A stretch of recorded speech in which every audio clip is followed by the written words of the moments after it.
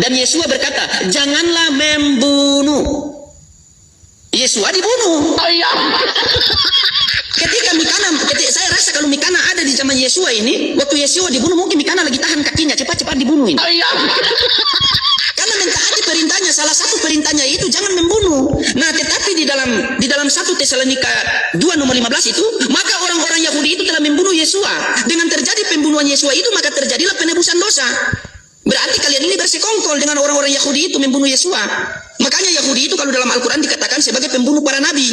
Kalian Kristen ini dikatakan sebagai pembunuh Tuhan. Oh iya.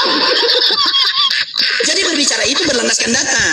Jangan kamu berbicara hanya berlandaskan napas dan bunyi-bunyian.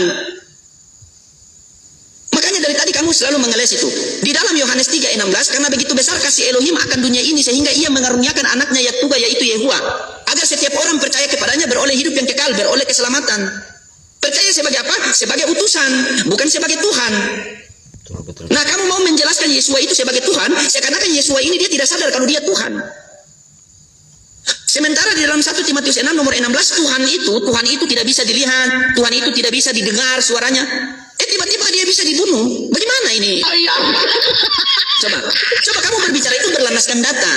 Bukankah Yesua mengatakan, akulah jalan dan kebenaran hidup. Tidak ada seorang pun yang sampai kepada Elohim tanpa melalui aku. Nah, di dalam Islam juga sama. Kami tidak bisa sampai kepada Allah Subhanahu wa taala tanpa melalui pengajaran Nabi Muhammad. Begitu juga kalian di kekristenan. Kalian tidak akan sampai kepada Elohim tanpa melalui pengajaran Yesua. Karena ajaran-ajaran yang Yesua ajarkan itu bukan dari dirinya sendiri, melainkan daripada Elohim yang mengutusnya. Makanya di dalam Islam itu ketika firman Allah nuzul menjadi Al-Quran, tidak ada satupun orang Islam yang menuhankan Al-Quran itu.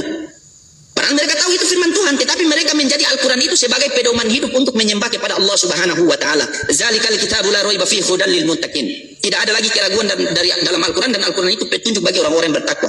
Nah, begitu juga di dalam kekristenan. Ketika firman Elohim nuzul menjadi Yesua, menjadi manusia, jangan kalian tuhankan manusia itu, melainkan kalian jadikan manusia itu sebagai pedoman hidup untuk menyembah kepada Elohim.